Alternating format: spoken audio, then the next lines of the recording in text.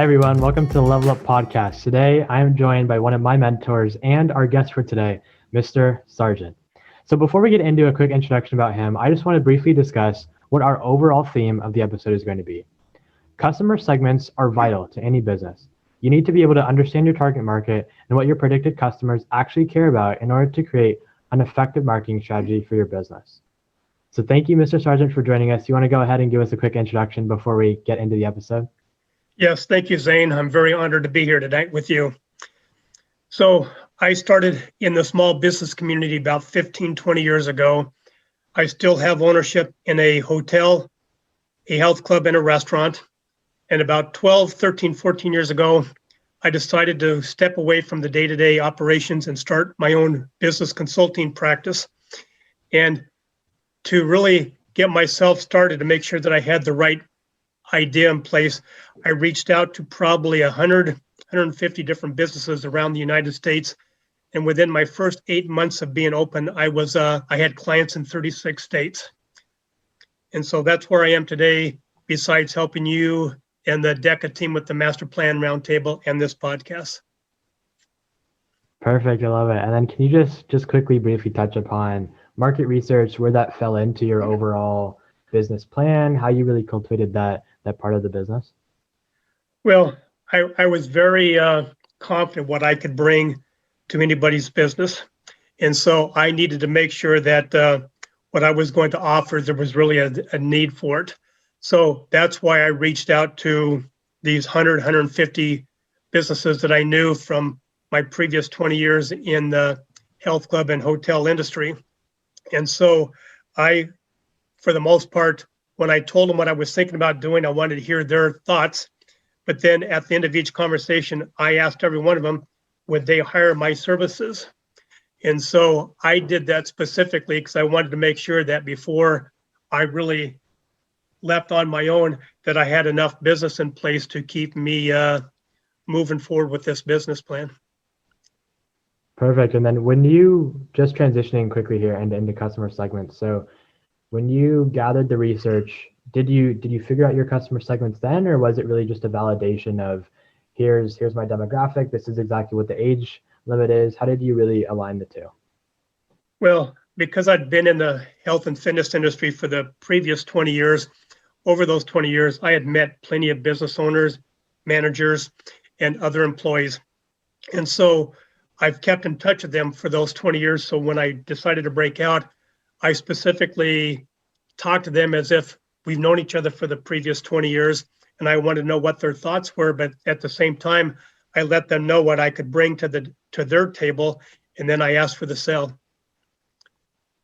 And then just taking a step back really quickly, I want to double click on something you said earlier. So this idea of where do you start when it comes to researching customer segments? Is it dependent on what your business does, or does it always stay the same? How did you just go about that evaluation process? Well, every business should, if they're going to be a locally owned business and taking care of locally owned or local residents, then yes, they need to, go to some type of demographic report and make sure that there's a plenty of want for for that level of. But then at the same time, they also need to use that same report and look to see how many other businesses competing against you at the same time are. Mm-hmm. So you're not only looking for the market research, but you're also looking for the competitive edge as well. And then out of all of that information that you just briefly touched upon, is there one specific aspect that you value more than any other, or are they pretty much weighed the same across? Well, that really depends on what your business is going to be. If you're going to be a business for young adults, then that's really all you care about. How many young adults you have in that general vicinity. Mm-hmm. If you're going to be talking families, what does the families look like? If you're going to be, directed towards families that you're going to have a higher scale, do they have the means to support your business? So really, it does depend on what your specific segment is, and then really what you're looking to deliver to them, and can they literally afford your services, and will they be repeat customers? Were you always into business analytics, or was this sort of a something that just came with being a small business owner? No, I've always been in the analytics. I love the metrics, and I, I don't like to play the odds. I like going down to, the card table and playing a couple games of blackjack here and there. But I always want them on my favor, the odds on my favor. So before I go out on my own, or before I let a client of mine go out on their own, I want to make sure that we have enough of the metrics in place to make sure that it is the right business plan. hmm Perfect. And I know you talked a bit earlier about demographics and psychographics. So what does all of that data mean, right? If I'm going through and I'm a first year DECA student, or I'm a new business owner and I'm looking at all of these different terms, what does it all mean in terms of just interpreting demographics, psychographics, geographics? Well, it gives you a complete picture of what your business could experience, good, bad, or indifferent. And so it's all very necessary, because from time to time, we all have that great laid out plan at first, and then all of a sudden we realize we're missing a key aspect of our business that we might be able to join.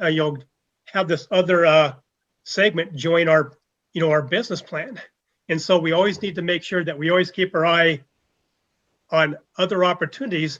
But if you know what the whole landscape looks like, you're always going to have a better opportunity. And then it might not really be an opportunity for your specific business, but one of your vendors or one of your alliance partners might be that perfect. So you might be able to tie in your services and their services to give a more complete package to your audience.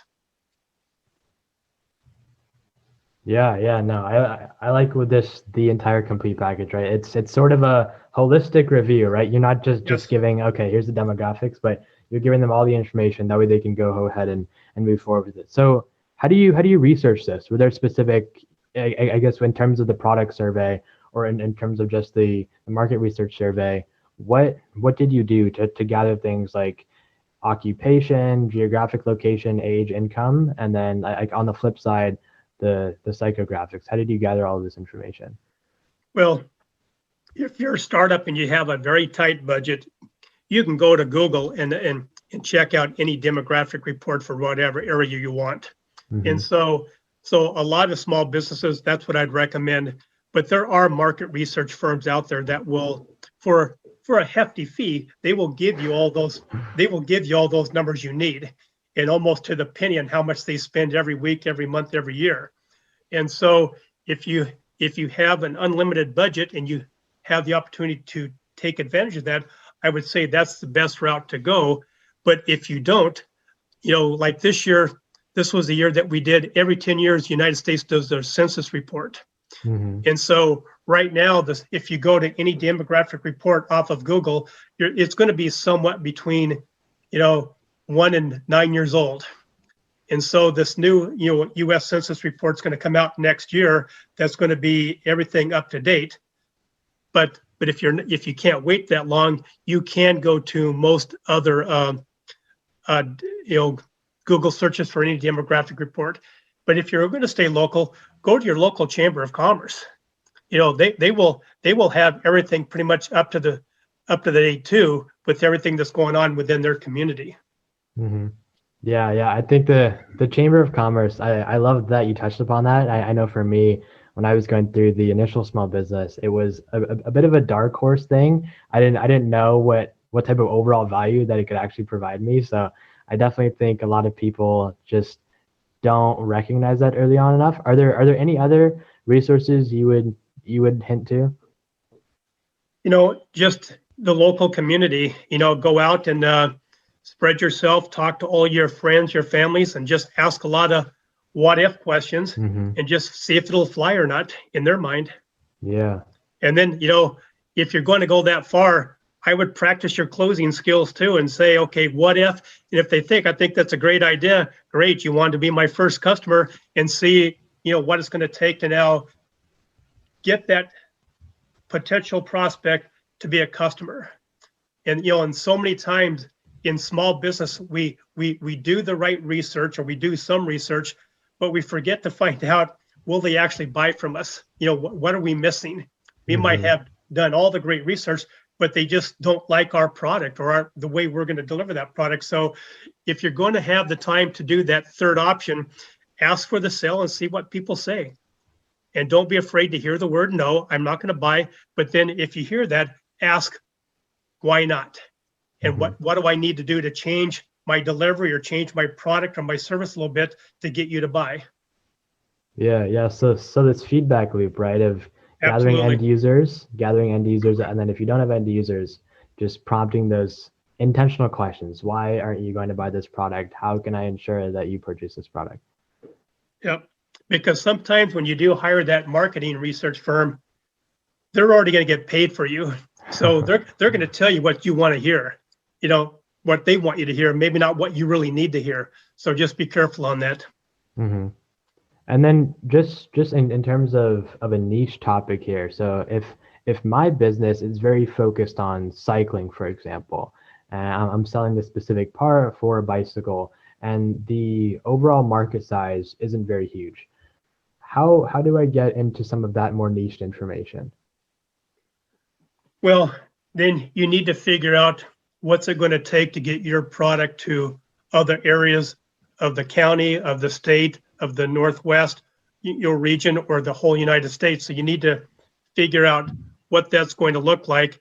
And is it going to be, do you have it properly priced?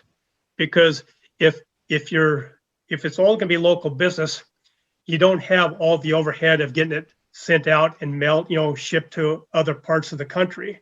And so you need to make sure that whatever your price is for the local, whenever you start adding all those additional costs to it, that someone's willing to pay for that.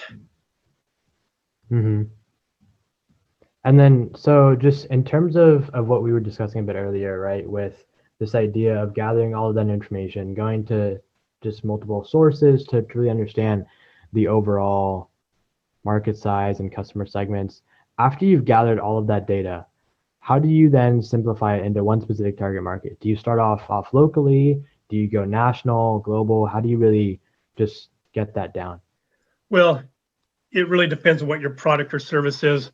But number one, you need to make that first sale, and you need to start finding out, okay, who's going to buy from me right now? Because it's great to open up your doors, but if you have no cash flow coming in, you can't pay your bills. So what I recommend is that you get the doors open with a certain segment of that market, and then as you start to sell to that market, you should always be doing some surveying to both your current customers and to customer or to prospects that haven't bought yet, and find out what's it going to take to get you in my doors and to be a paying customer. And then that will lead you down, okay, here's my main segment. This is where I'm going to focus most of my attention to. But I also know that there's these other two outlying segments that might not be my biggest money makers, but I don't want to forget about them. Mm-hmm. And then just when we talk about secondary and tertiary markets, do you think it's ethical to target uninformed customers who might not know about the product, or even give them some misinformation to lead them to buying the product? I do, because they might not be the ideal customer, but they might know a handful that are. Mm-hmm. Okay, and so the more you get the word out that you are controlling, that's the key.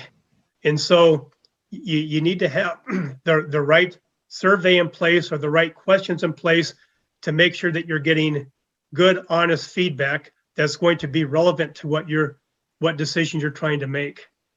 So you really need to make sure that you don't give out just a generic question that could go 100 different directions. Mm-hmm. You need to be so specific, so that way you know exactly, okay, here's my audience and this is what they're actually looking for, and my product will actually take care of that, or my service will actually take care of their needs.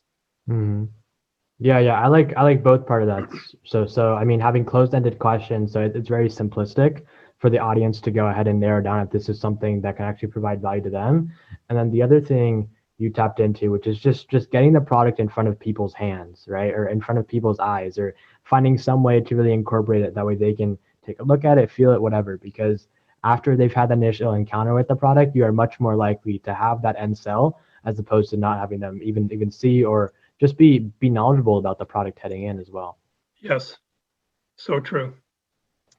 And then in terms of one of my favorite parts of business, I love loyalty, I love referral programs, all of these different things that allow you to gain recurring payments and returning customers. How do you use all of this information after you've made the first couple sales to really go back out after those high value customers and get them to come back and spend some more money within the product or service? Well, every one of my business plans that I've ever written for myself or for my customers or my clients, I always have a strategic plan in place to start cultivating the referrals and back into the business. And so that's always number one, because I don't want to just have a customer once. I want to make sure that they're happy enough that I've satisfied their needs, whatever their needs was, that they are going to go tell their friends, family, coworkers, whatever. But then I'm always going to get their information from them. So I'm always going to stay in touch with them somehow, some way, to make sure that they're still happy with the product or service. And do we need to maybe have you come back in and let's talk a little bit more, maybe show you some new things that I have on my shelf and stuff like that. But I always want to, build that community amongst us to where the community is always welcoming new patrons to my business from them. Mm-hmm. Yeah, and I love what you talked about in terms of community there. I think a lot of people don't understand the value of having the business community and not only a community of people who purchase your product, but then also other people you can go and talk to. So do you find value in having individual conversations with people who are part of your target market to just bridge some sort of gap between quality relationships and purchase, or even just get to know your overall customer base a bit more? Well, next to knowing all your key metrics, my favorite role in being a business owner is talking to the customers. And when my staff sees me actually having conversations that are relevant to that customer's needs and wants, that I'm automatically showing them, my other employees, that it's okay to have those kind of conversations. So the more that we can not be robots and actually be people talking to people, having conversations that's not just like a questionnaire where I'm asking you 15 questions and I'm writing the answers down, but we're actually having a conversation. That's going to lead, number one, to that better and more relevant community that everybody wants to be a part of. Like at our health club, for example, Zayne, I have 63 competitive businesses out there within the area of my health club. We all have treadmills. We all have the same 5-pound dumbbell. So how do I separate myself from the other 63 competitors? It's all about that sense of community.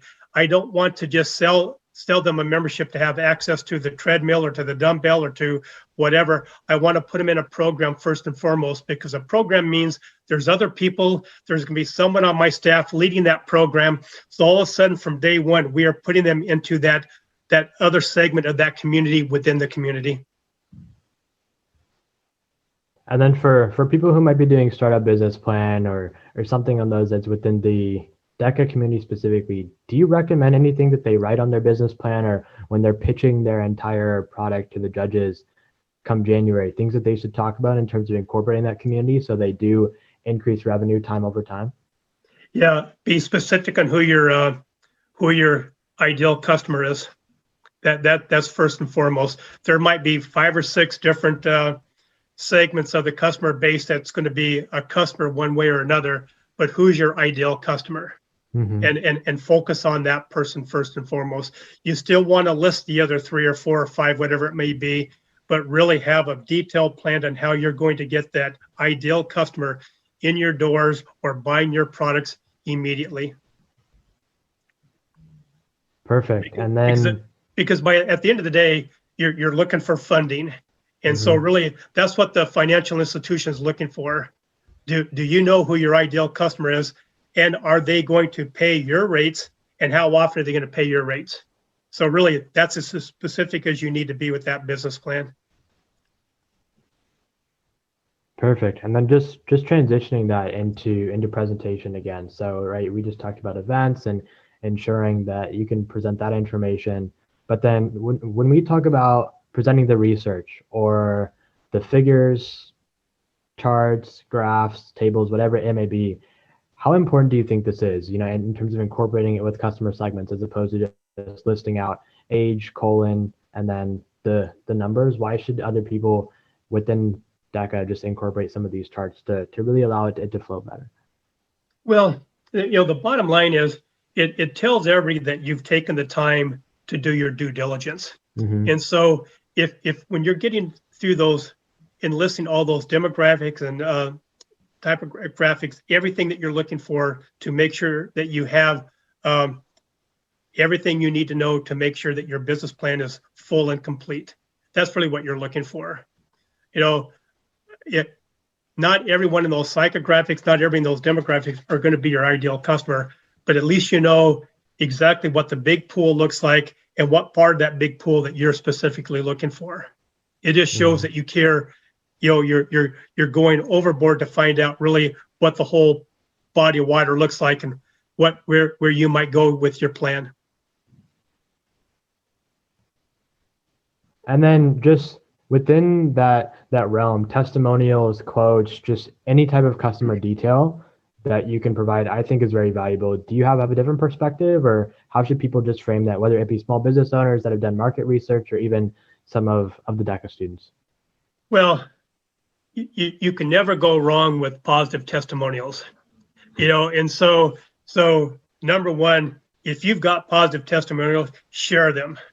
And to me, that should be a whole marketing campaign all by itself, is sharing what people have said good about you. But in real life, you're never going to satisfy everybody, and there's going to be some negative testimonials. And so in that business plan, you should outline, okay, if by chance we fall short on our level of customer service that we are trying to provide, this is how we're going to take care of it. So that way you're letting everybody know that you're not a dreamer that's just going to be perfect with every customer, because it's not going to happen. You are going to fall short with someone's expectations. That's just natural. But how you deal with that is going to be very, very important, because one bad customer can tell a lot of people. What's the old saying right now? That one unhappy person is going to tell 20, one happy person is going to tell one. So you can do the math real fast in your head. You gotta nip that negative person real fast and get them back on your side, and don't let your ego get caught up to the fact that you're saying, oh, he doesn't, he's just 1 in a million. Don't worry about it. I might be that really bad 1 in a million that you don't want to deal with. I want to just elaborate that, just elaborate on that a bit more. So just talking about customers, whether it be just how do you stop yourself from being too idealistic or too cynical about your target market and whether people will actually care about your business or product? Well, number one, if you're going to write out a business plan, you have to check your ego in the other room when you're writing that business plan, because so many times, all your friends, your family, your coworkers, they're going to talk you up and they're going to make you feel very, very good, to where sometimes you might not have that true sense of reality. And so when you take everything that all your cheerleaders from every parts of your life have given you, you need now to put that in the other room and now look at all your key metrics, with an open mind and not a jaded mind, because all your true friends say, hey, you're going to knock it dead, but they know nothing about business. So what do they really know? Of course, I want my cheerleading to be my cheerleaders for the rest of my life, but if they're really not business people, can I count on what they're saying to me? And so many times I've seen small businesses come and go because their family, their friends, everybody said, oh, you got to start this business. You'll be great at it. Well, great, but no one here knows how to run a business. So I'm good at my trade, but I'm not good at business. Before you know it, I failed.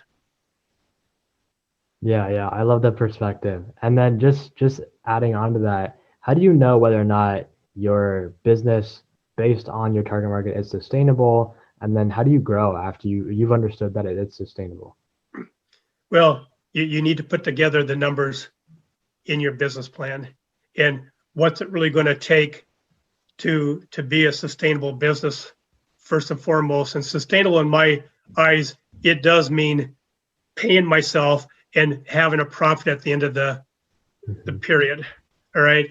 So many times I've talked to people who say, oh yeah, I'm very profitable, I'm very sustainable. Great. How much do you pay yourself? Well, I haven't paid myself yet. Well, then you're not profitable and sustainable, because sooner or later you have to pay your bills, your own personal bills. And so you've got to deal with those numbers. Okay. So now once you put all those numbers together on what you think all of your expenses are going to be, including your payroll and including something for profit, how much do I need to sell?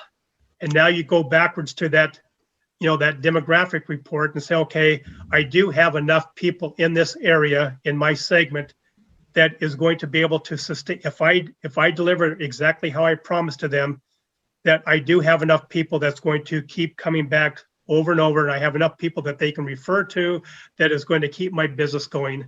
But I have to know what those numbers are first and foremost to be able to make that decision. Perfect. Before I get into my last question, which is a little teaser into the next episode, I just want to thank you again, Mr. Sargent, for your time and not only for that, but just for your 2 cents in terms of what customer segments entail, as well as how the overall scope of market research really plays a role within our business. I would never miss this with you, Zayne. So thank you for letting me be your guest speaker. Of course. So when we talk about next steps and using this information to inform your overall marketing plan, are there any tips you have for people to transition from here are the customer segments to I should possibly alter my marketing plan to focus more on social media or newsletters? Just how does that work? Well, technology changes every nanosecond, and for whatever reason, every once in a while we get a pandemic. So you always have to be flexible with everything you do to make sure that you are able to go to that next step without missing any opportunity. So if you get so rigid into your systems and into your business plan and you lose that flexibility, you may be losing quite a few opportunities that might be knocking at your door, but you're just no one's there to answer it. So always have a nice, firm written business plan, but at the same time, always do your yoga, go to your yoga classes, and stay flexible, because opportunities will come. Either positive opportunities will come, or like the COVID-19 opportunity came. And so some people really made out well with the restrictions, and other people didn't. They weren't flexible enough to pivot on their own. Exactly, right? It's all about understanding the overall market, understanding the scope, and then just devising a plan to move forward with it. Because regardless of whatever happens, it's goes back to, I think, something we talked about within our episode, which is controlling what you can control. You can't control some of the market implications, but you can control the overall plan around it. Yep, absolutely. Perfect. I think that wraps up our 3rd episode. Thank you to everyone who listened in. The team and I are really, really excited to move forward with the Level Up podcast, and we look forward to sharing everything we know about how to write a business plan with the Deca and small business community. Take a second to follow us at Level Up Podcast _ for updates and find weekly episodes on the BD Media Facebook and YouTube pages. We hope to see you next week, where we will be talking about using market research and then discussing some points of this week's program with discussing viable marketing plans. Thanks again, and we can't wait to compete in Deca this upcoming season with you.